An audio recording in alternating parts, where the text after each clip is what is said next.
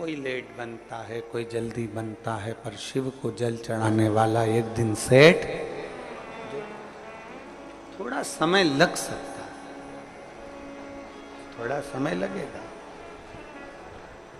थोड़ा समय लग सकता है, पर यदि तुम्हारा विश्वास पक्का है, यदि तुम्हारा भरोसा पक्का है, यदि तुम्हारी दृढ़ता पक्की है, आपका भरोसा यदि पक्का है, विश्वास यदि पक्का है, हम तो कहेंगे कबाड़ा बेचने वाला हो, फल का ठेला लगाने वाला हो, पान की दुकान लगाने वाला हो, चाहे छोटे से छोटा काम करने वाला व्यक्ति भी हो, और अगर वो शंकर जी के मंदिर में जाकर एक लोटा जल चढ़ा रहा है, सफाई कर रहा है, तो ये विश्वास मानना 2 महीना, 3 महीना, 4 महीना, 6 महीना, 1 साल इंतजार जरूर करना। मेरा बाबा तुम्हारा वो जल चढ़ाने वाला हाथ एक दिन पकड़ लेगा और तुमको खींच कर आगे बढ़ा ही देगा, ये निश्चित है। थोड़ा समय लग सकता है,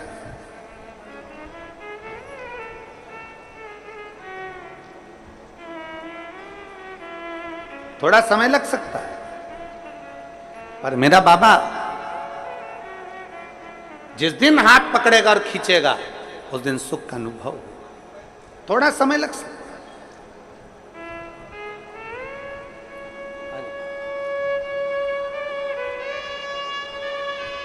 एक विश्वास, साइकिल पे कपड़ा बांध कर बेचने वाले के लिए भी शंकर ऐसी अविरल भक्ति पैदा कर दिया कि उस बच्चे ने लिखा है कि मुझे भंडार भरकर इतना दे दिया मेरे बाबा ने कि मुझे कमी।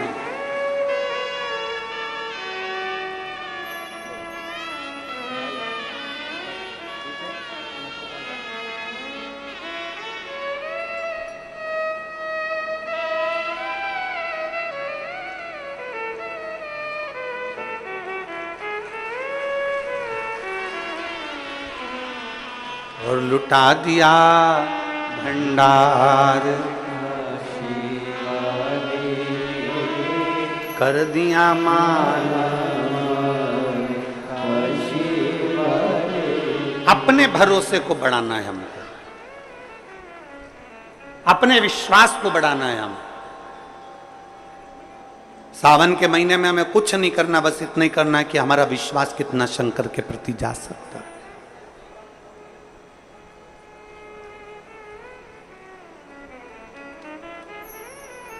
बहुत सारे मिलेंगे आपको जो शंकर जी से आपको दूर करते जाएंगे, बहुत मिलेंगे। पर मेरा निवेदन, आपके घर के पास, आपके नगर में, आपके खेड़े में, आपके मोहल्ले में, आपके क्षेत्र में जहां शिव का मंदिर है, वहां रोज जाओ, एक लोटा जल लेकर शिव के पास जरूर।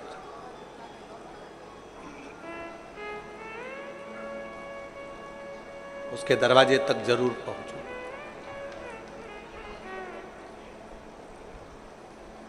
24,000 श्लोक का यह अपार समुद्र है शिव महापुराण की कथा। 12 संहिताओं में इसको बांट दिया गया है और 24,000 श्लोक की इस अपार समुद्र में से आप और हम बैठकर केवल 1-2 मोती निकाल पाएंगे, और उस मोती को भी अगर हमने अपने पास में रख लिया तो समझ लो कि हमारी जिंदगी सार्थक हो। ज्यादा हम नहीं निकाल पाए। शिव महापुराण में से मात्र 1-2 मोती, 7 दिन की कथा में से हमको वो अनमोल मोती निकालना है, वो मोती हमारी जिंदगी की सार्थकता को उत्पन्न कर। और जिसने 2 मोती निकाल लिए उसका जीवन सार्थक।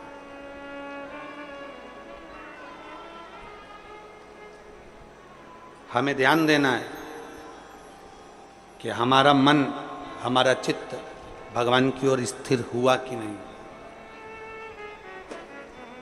गेहूं पिसवाते हो? अरे बोलो तो जम के तो बोलो। पिसवाते हो? रोटी बनाते हो? खाते हो? गेहूं की पीसने की जो चक्की होती है ना, उसमें 2 पार्ट लगे होते हैं। एक पार्ट फिक्स और दूसरा पार्ट, जम के बोलो, घूमता रहता। चक्की का जो एक पार्ट होता है वो एकदम फिक्स होता है, एकदम जमा हुआ होता है, दूसरा पार्ट घूमता रहता है, तब जाकर वो गेहूं चावल पिसाता है। और अगर दोनों पार्ट घूमने लगेंगे तो पिसाएगा क्या? नहीं। चक्की का एक पार्ट स्थिर है और दूसरा पार्ट घूम रहा है, उसी तरह इस शरीर के भी दो पार्ट हैं, एक मन, दूसरा ये शरीर। शिव महापुराण की कथा कहती है, मन को शंकर के चरणों में स्थिर रख लो और ये शरीर घूमने तो परमात्मा को मिलने में देरी नहीं लग सकती। मन स्थिर रखो। हम मन को स्थिर नहीं रख पाते। हम मन को जिस दिन स्थिर रख लेंगे, हम मन को जिस दिन पकड़ लेंगे, हम जिस दिन मन को अब स्थिरता में लाकर खड़ा कर देंगे, जिस दिन हमने मन की स्थिरता को निश्चित कर दिया, जिस दिन हमने मन को स्थिर कर दिया, फिर ये शरीर कहीं पर भी जाए, ये शरीर कहीं पर भी पहुंचे, अगर मन स्थिर हो गया तो फिर शरीर भी इधर उधर नहीं जा सकता। मन की स्थिरता। किसी किसी घर में बच्चों को इतने अच्छे संस्कार दे दिए जाते हैं, किसी किसी घर में बच्चों को इतना अच्छा ज्ञान दे दिया जाता है कि बच्चा किसी के साथ भी रहे उसका मन कभी बिगड़ता नहीं।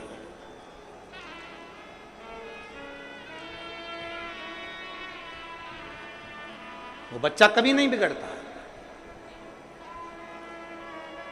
कितनी सुंदर बात कही है।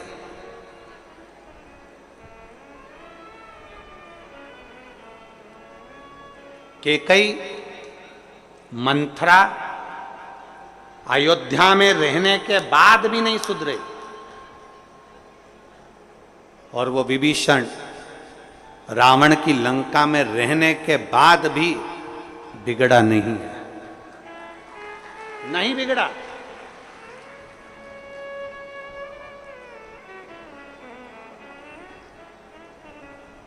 वो लंकापति रावण की लंका में रहने वाला वो विभीषण भगवान की विरल भक्ति में डूबा रहा और उस मंथरा को इतना समझाया गया, मंथरा को इतना इतना कहा गया, केकई को इतना समझाया गया, माता केकई से इतना इतना कहा गया, पर वो सुधरने को तैयार नहीं, वो संवरने को तैयार। अपने मन को स्थिर बनाओ। आपके बच्चों को बाल्यावस्था में जो संस्कार दिया जाए वो संस्कार इतना प्रबल होना चाहिए कि हमारे बच्चे, ये उसका शरीर, हमारे बच्चों का शरीर, हमारे बच्चे कहीं पर भी रहें, ये शरीर उसका कहीं पर भी रहे, मित्र कोई भी बने, दोस्त कोई भी बने, कहीं पर भी जाए, कहीं पर भी बैठे, किसी भी होटल में जाएं, कहीं पर भी बैठें, पर तुम्हारे घर के संस्कार की मूलता इतनी प्रबल होना चाहिए, तुम्हारे बच्चों का मन इतना स्थिर होना चाहिए कि नहीं, मेरे पापा के संस्कार ऐसे हैं, मेरी मम्मी के संस्कार ऐसे हैं, मेरी महतारी के संस्कार ऐसे हैं, मेरे पिता के संस्कार ऐसे हैं, मैं अपने पिता को धोखा नहीं दे सकता, मैं अपनी माँ को धोखा नहीं दे सकती, मैं गलत जगह पर भटक नहीं सकती, मैं गलत जगह पर जा नहीं सकती। ये हमारे मन की स्थिरता बताती।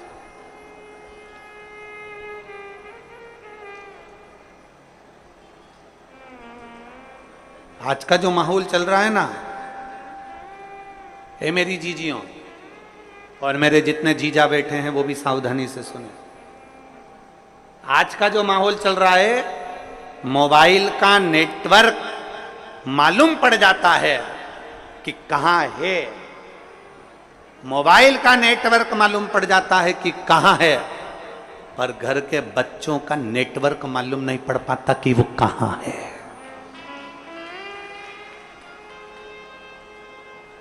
हमारे बेटे का नेटवर्क कहां चल रहा है, हमारी बेटी का नेटवर्क कहां चल रहा है, हमारी बेटा का नेटवर्क कहां तक है, हमारी बेटी का नेटवर्क कहां तक है, हमारे बच्चों का नेटवर्क कहां तक है, किसकी संगत में, कौन दोस्त, कौन सहेली कहां जा रही है, कहां ले जा रही है, कहां बैठ रही है।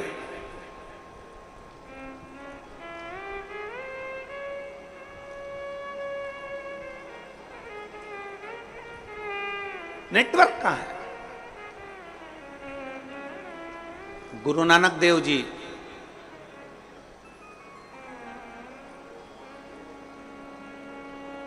संतों के सिरमौर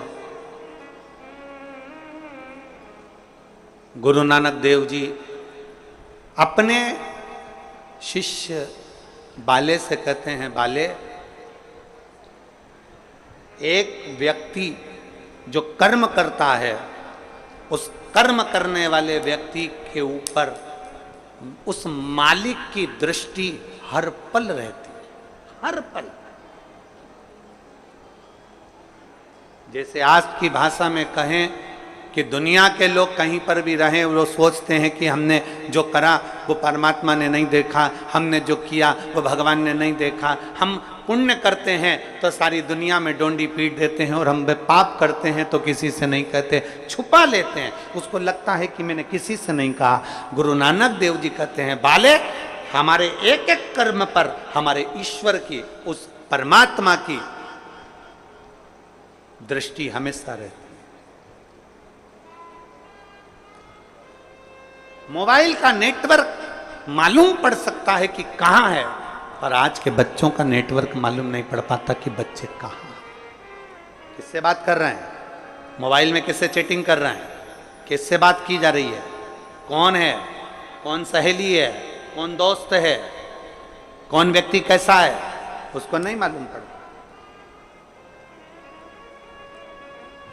मोबाइल का नेटवर्क मालूम पड़ जाएगा, पर बच्चों का नेटवर्क नहीं मालूम पड़ पाता। इसलिए निवेदन आप सबसे, शिव महापुराण कथा के माध्यम से जितने मेरे विश्व के पूरे संपूर्ण विश्व में बैठे हुए श्रोता भाई बहन जो शिव महापुराण की कथा को सुन रहे हैं, उनसे निवेदन है, सावन के महीने में अपने बच्चों के हाथ में एक लोटा जल पकड़ाओ और उसको भी शिवालय तक भेजो, जिससे उसका मन स्थिर होगा। शरीर भले घूमता जाए पर मन की स्थिरता बनना चाहिए। शरीर भले घूमे पर मन की स्थिरता हो, स्थिर। मकान किसने बनाया? तुमने मेहनत कर कर। घर बनाया तुमने मेहनत कर कर, एक एक रुपया जोड़कर तुमने महल बनाया, नगर बसाया, मकान बनाया, घर बनाया, परिवार बनाया, पत्नी का half set, full set, sofa set, सब कुछ घर में ला कर दिया, डिनर सेट, सब कुछ दिया। उसके बाद भी मनुष्य अगर घर में अपसेट रहे तो ऐसे सेट का कोई मतलब नहीं। उसके बाद भी अगर अपसेट हो तो उसका कोई मतलब नहीं।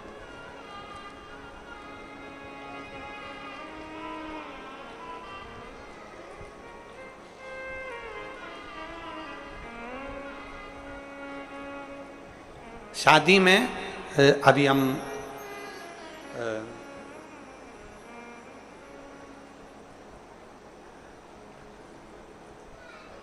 बीच में कथा थी एक महाराष्ट्र में, तो हम एक शादी में गए, वो नहीं माने कि वो बेटी ने जिद कर ली कि नहीं, गुरुजी नहीं आएंगे तो मैं बरमाला नहीं डालूं, फेरे नहीं करूं, फिर हमको जाना पड़ा।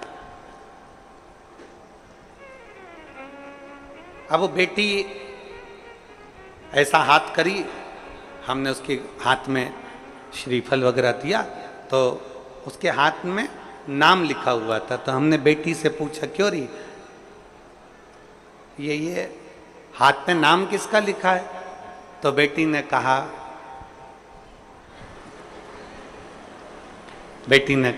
इनका। मैंने पूछा, बेटा ये नाम किसका लिखा है? तो के मेरे पति का। अच्छा। तो हमने कहा कि ये तुमने हाथ पे नाम क्यों लिखवाया? तो वो बोली कि मैंने जब मेहंदी मंडवा रही थी तो मेरी जो चाची जी हैं वो बोली कि हाथ में अगर पति का नाम रहता है तो पति मुट्ठी में रहता है।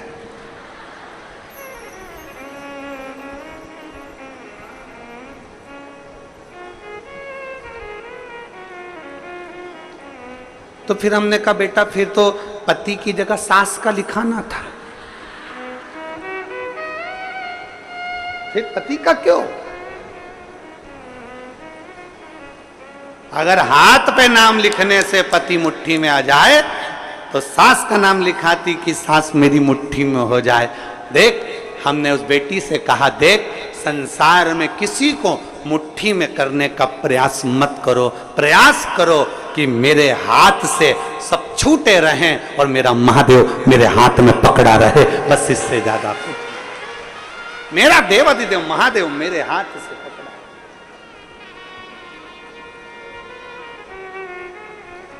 मेरा शिव मेरा बना रहा है, उससे ज्यादा मुझे कुछ नहीं चाहिए। हम संसार के लोगों को अपना बनाने का प्रयास कर रहे हैं, हम संसार के लोगों को अपना बनाने का प्रयास कर रहे हैं, हम संसार के लोगों को अपना जोड़ने का प्रयास कर रहे हैं, हम संसार के लोगों को ये विचार करते हैं ये परिवार नाते रिश्ते कुटुंब कबीले सब मेरे बनते चले जाएं। शिव पुराण कहती है हम जितना जितना संसार के लोगों को अपना बनाने का प्रयास करेंगे ये हमसे दूर हटते चले जाते हैं। इसलिए प्रयास ये करो कि हमारा शिव, हमारा शंकर, हमारा ओघड़दानी, मेरा देव अधिदेव महादेव, मेरा शंभु, मेरा त्रिकालदर्शी, मेरा शिव हमारा बन जाए, बाकी की दुनिया भले जाए तो जाए। और शंभु शरणे पड़ी मांगू घड़ी रे दुख काटो दया करीन दर्शन शंभु शरणे पड़ी मांगू घड़ी रे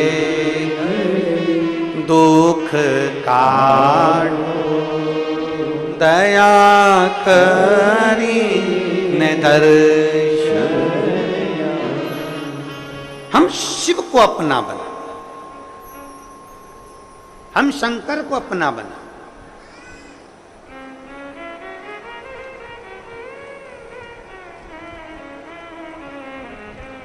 हाथ पर नहीं, दिल पर हमारे शिव का नाम अंकित कर ले। श्री शिवाय नमस्तुभ्यम जब हमने अंकित कर लिया तो हमारे हर पल, हर घड़ी, हर क्षण, हर श्वास में शिव रमेगा।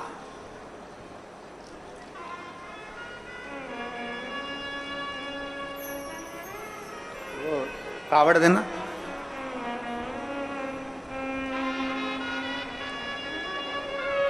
कावड़ देखिए आप लोगों ने,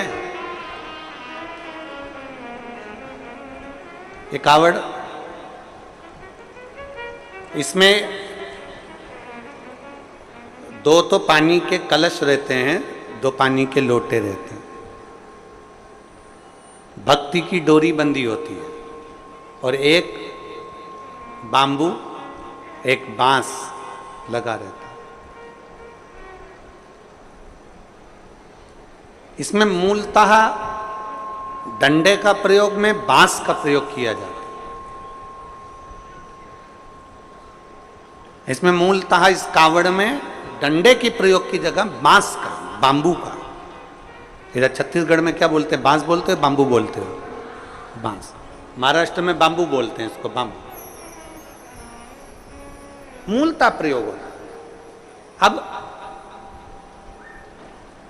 जब हम इस कावड़ में अगर देखें तो सबसे मुख्य अगर कुछ होता है कावड़ ले जाने में तो वो बांबू होता है, बांस होता है। और बांबू का जो पेड़ होता है, बांस जो होता है उसमें थोड़ी दूर तक अच्छा रहता है, फिर गठान आ जाती है, फिर थोड़ी दूर तक अच्छा रहता है, फिर गांठ आती है, फिर थोड़ी दूर तक अच्छा रहता है, फिर गांठ आती है। बोलो देखा कि नहीं देखा आप लोगों ने? बांबू में जगह जगह पर गांठ आती रहती है और बांबू अंदर से पोला रहता है। कोई कोई बांबू, कोई कोई बांस ठोस भी होता है, पर कितना भी ठोस हो बांस, उसके अंदर थोड़ा ना थोड़ा पोलापन रहता ही रहता है।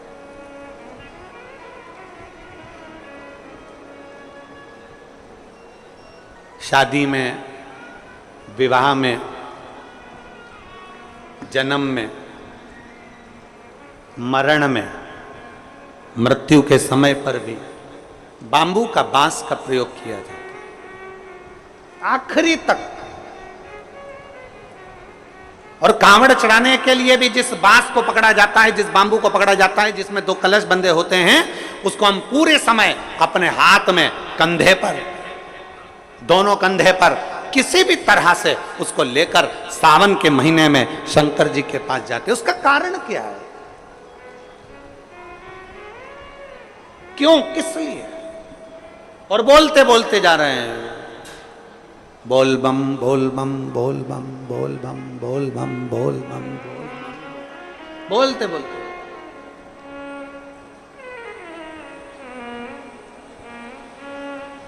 एक श्रीमद् भागवत कथा सुनी आप लोगों ने?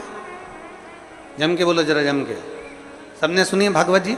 भागवत जी में एक प्रसंग आता है कि धुंधकारी बांबू के अंदर, बांस के अंदर जाकर बैठ जाता है। 7 दिन की कथा होती है। 7 दिन में धुंधकारी फिर वो बांस के 7 गांठों में से बाहर निकल जाता है और उसकी मुक्ति हो जाती है, उसका मोक्ष हो जाता है।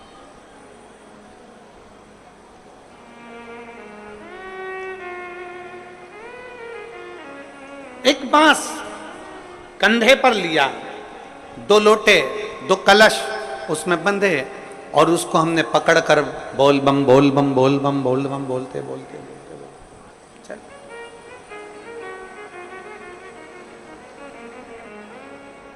आखिरी में हम जो बांबू पकड़े हैं, जो बांस पकड़े हैं, वो बांस की महत्वता सावन के महीने में क्यों हो जाती है? क्यों कावड़ बांबू पर ही बांध कर ली जाती है? उसका कारण क्या है?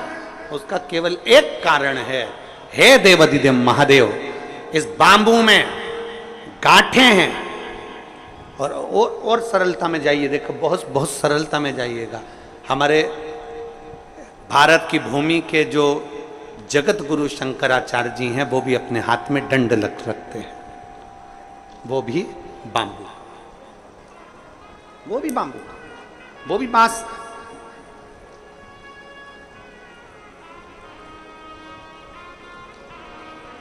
वो भी बांस का है। कंधे पर कावड़ ली और कावड़ लेकर जब हम चले, हम पकड़कर बोल बम बोलते बोलते जा रहे हैं, उस कावड़ के डंडे को पकड़े हैं और आखिरी में शिव जी के मंदिर में जाकर भगवान शंकर को जल अर्पित करते हैं। और जल अर्पित कर कर हम जब वापिस अपने भवन की ओर आते हैं तो देव अधिदेव महादेव के उस भाव में भगवान शंकर की भक्ति कहती है, शिव महापुराण की कथा कहती है। वो बांबू जिसमें बहुत सारी गांठें हैं, और वो गांठें स्वयं शिव शंकर की कथा कहती है। जिस समय पर हम दोनों हाथ में कावड़ के लोटों को लेकर, जल लेकर भगवान शिव को समर्पित करते हैं, 2 हाथ हमारे जल से भरे होते हैं और बांबू नीचे रह जाता है। उसी समय पर शिव कथा कहती है कि जैसे बांस की गांठें बहुत होती हैं और वो गांठ टूटती नहीं है, पर महादेव के चरणों में जैसे ही 2 लोटा जल पहुंचता है, हमारे जीवन की सारी गांठें टूटती चली जाती अपने आप। कई लोग छत्तीसगढ़ से, मालूम नहीं जाते कि नहीं जाते, हमें नहीं मालूम, पर देवघर, बाबा धाम, छत्तीसगढ़ से जाते हैं लोग बाग? हाथ उठाओ जरा, जाते हैं? अरे बहुत बढ़िया, रखो रखो, बहुत बढ़िया। देवघर जाते हैं, सुल्तानगंज से जल भरकर देवघर तक पैदल 150 किलोमीटर तक बाबा का नाम लेते लेते लेते लेते भगवान का भजन करते करते चले जाते। उसके दरवाजे तक पहुंच गए, जल महादेव पर चढ़ा कि नहीं चढ़ा वो मतलब नहीं है, वो मूलता नहीं है, पर आप भगवान के दरवाजे तक जब पहुंचते हो,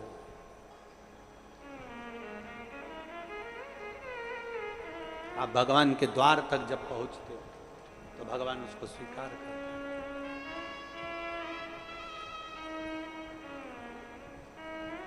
पहुंचते हैं हम उसके दरवाजे तक, जब पहुंचेंगे तो सुख का अनुभव अपने आप होगा, अपने